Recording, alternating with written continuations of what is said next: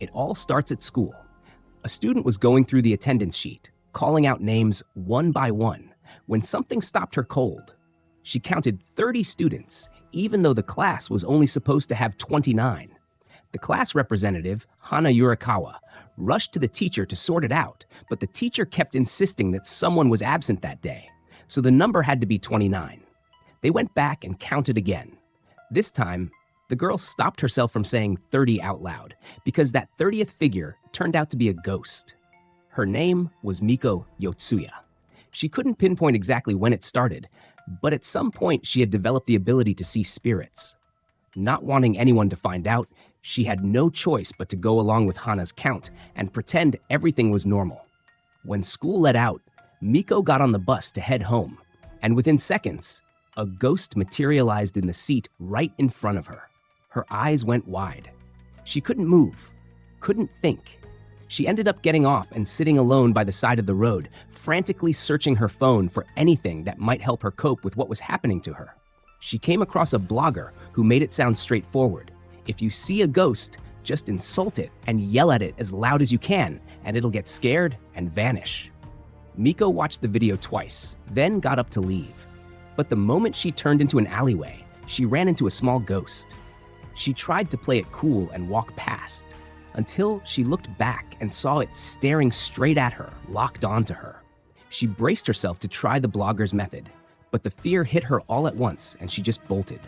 The ghost chased after her the whole way, right up until she made it inside her house, where it finally seemed to stop following. That night, she kept watching more videos. Another blogger took the completely opposite stance. Yelling at a ghost is the worst thing you can do because it agitates it and might make it follow you home. Miko looked up from her screen and there it was, the small ghost, sitting in her living room watching TV. The second blogger's advice was to act as though you can't see it at all, no matter what it does. So Miko tried that. No matter how many times the ghost tried to frighten her, she kept her expression blank and didn't flinch. The next morning, she stepped outside and immediately spotted a ghost crouching in the road. She put her headphones on, turned on something upbeat, kept her head down, and walked right past it without a word. It turned out her poor eyesight had played a trick on her. The ghost was actually just an old man. He was visibly annoyed by how she'd acted. Miko apologized on the spot, grabbed her things, and hurried off. Once the panic faded and she realized it was a false alarm, her mood started to lift. She ran the rest of the way to school and spotted Hana right at the gate. She rushed over to say hi with a big smile, and then her face froze. There was a ghost's hand resting on Hana's shoulder. Miko forced herself to act normal and kept the conversation going, asking Hana what she'd been up to the day before. Hana mentioned she'd attended a funeral, and that explained it. Later, Miko snuck a look at her phone and read that sprinkling salt and wearing prayer beads were supposed to repel ghosts. At lunch, while Hana wasn't paying attention, she tossed some salt in her direction. It did absolutely nothing. But by the afternoon, the hand on Hana's shoulder had disappeared on its own. Around that time, the class representatives were gathering for the Cultural Festival Lottery, each going up on stage to draw a slip of paper that would decide their class's performance. Hana stepped up full of confidence, certain her right hand was lucky and she'd land the dance performance. But Miko's attention was elsewhere. The ghost's hand had suddenly reappeared and she had a bad feeling about it. Sure enough, the lottery went sideways and Hana's dance was off the table. While all of this was happening, two students on stage noticed the ghost's hand on Hana too. They had the same ability as Miko. On top of that, they spotted something worse, a far more powerful ghost lurking nearby. Before long, Miko picked up on it as well. In an instant, the ghost moved and settled beside the teacher, Arai, fixing its gaze on her stomach. Miko had to think fast. She faked a stomachache, and Hana and teacher Arai both rushed to get her out of the room. The two students on stage had watched everything unfold and were now fairly certain Miko could see spirits. To test their theory, Yuria Nigoretto approached her first. Under the cover of being from the photography club, she snapped a photo of Miko and Hana, then showed it to them. Miko caught a glimpse of the ghost's hand in the image, but she held it together, kept her face neutral, and pretended she hadn't seen anything. Yuria figured she'd been wrong and walked off, frustrated. The second student, Akio Gondo, wasn't ready to drop it. He was still convinced Miko was one of them. He pulled her aside and told her something she hadn't known. Years ago, a massive structural collapse had occurred at the school. 50 teachers and students lost their lives, and so did parents who had come to watch the cultural festival that day. Ever since, the school had been full of ghosts. But because these were ordinary people in life, their spiritual power was weak, and they were trapped within the school grounds. Every year, when the cultural festival came around, they grew unusually restless. Akio suggested that a haunted house segment might draw all the ghosts together and really heighten the atmosphere. Miko didn't fully understand why he was telling her all this, but she didn't get a bad feeling from him. On the way home, Miko stopped to buy prayer beads for Hana. She told her they were for good luck in the redraw, and Hana slipped them on without a second thought. But while she was still admiring them, the string snapped and beads scattered all over the ground. The ghost on Hana was clearly behind it, and things had gotten worse. What had started as just a hand on her shoulder was now an entire arm. Miko made up her mind and dragged Hana to a nearby shrine, telling her that praying there would improve her lottery luck. Hana bought it completely. She tossed in a coin and prayed with everything she had. When Miko turned around, the spirit was standing at the shrine gate.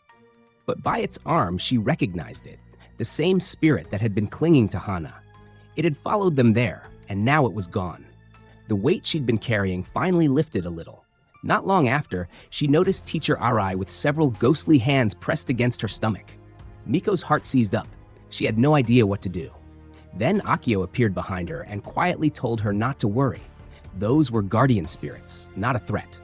The next day, since the first draw had been a bust, the class voted again.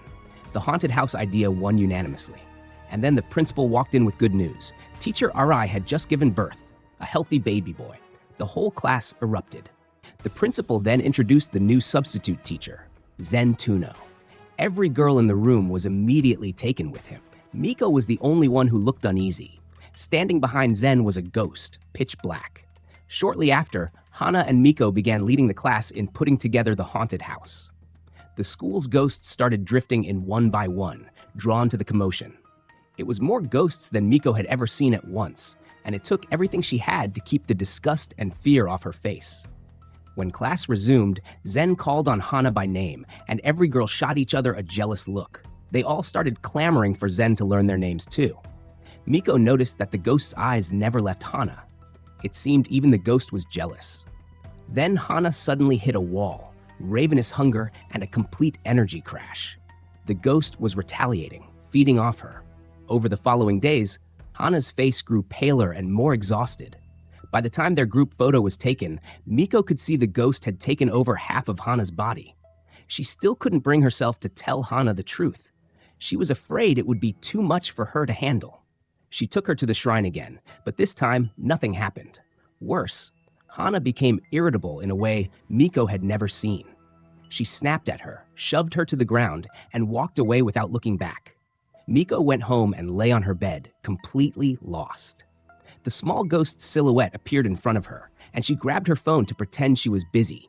But her hands were trembling, and her tears spilled over before she could stop them. The next morning, knowing Hana had barely been able to eat, Miko prepared a big, proper meal and brought it to school. Her father came out when he smelled it, but she didn't have the headspace for him. When she arrived, Hana was nowhere to be found. Zen told the class she was sick and had stayed home. Miko couldn't sit still. She called Hana's mother, who told her the situation was serious. Miko knew then that the ghost was behind it. She went to Yuria, and for the first time, admitted she could see spirits and asked for her help.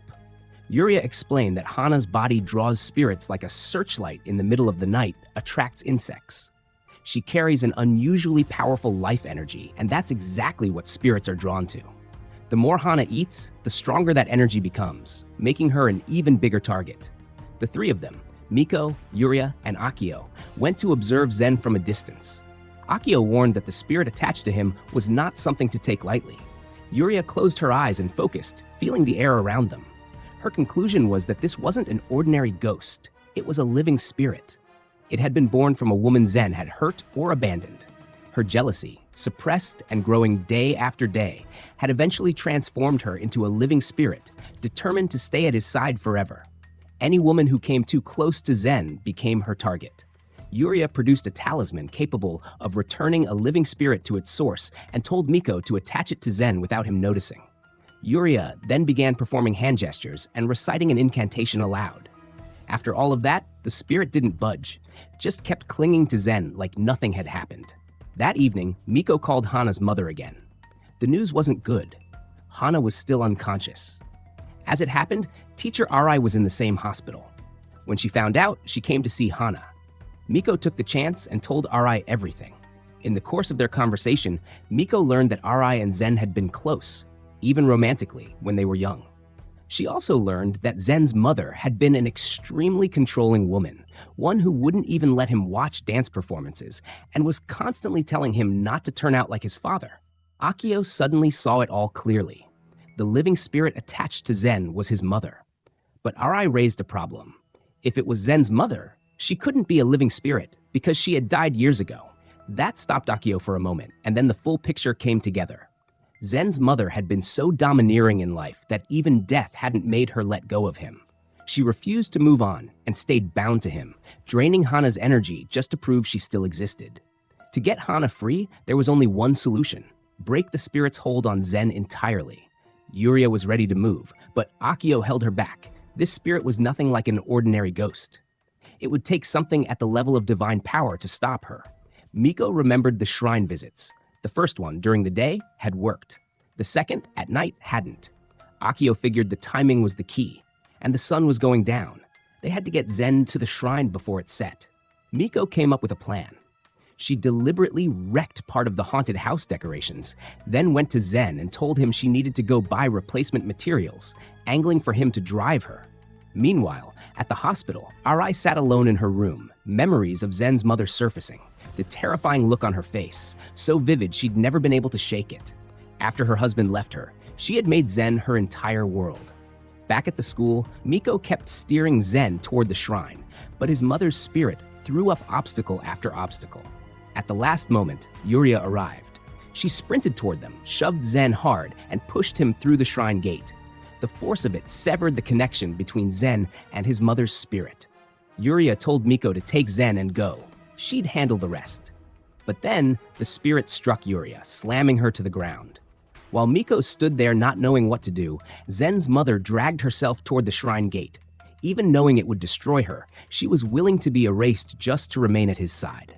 And then, all at once, the entity was gone. In its place, Zen's mother appeared before him in her human form. But even now, the control was still there. She pleaded with him to stay with her and shut out everyone else in the world. For Zen, it was like being back under her grip all over again. Miko pointed up at the sky to pull his gaze away and kept urging him forward. Don't look back, no matter what, just keep going. He held on. His mother's spirit crumbled to dust and was gone. Not long after, Hana woke up and her energy came flooding back. The moment Miko got the news, every bit of tension she'd been holding onto broke, and she laughed, a real laugh, the kind that comes from somewhere deep. Later, Miko opened up to Yuria about something she'd never told anyone. The very first ghost she ever saw was her father. He had died a long time ago, and the day before he passed, they'd had a terrible fight over something completely trivial. That guilt had lodged itself inside her and never left. It was probably that unresolved weight that had opened her eyes to the spirit world in the first place. But Miko doesn't want her father to know she can see him, so she keeps her distance, watching him quietly, as though he never left. That's why, whenever her father tries to talk to her, she doesn't answer.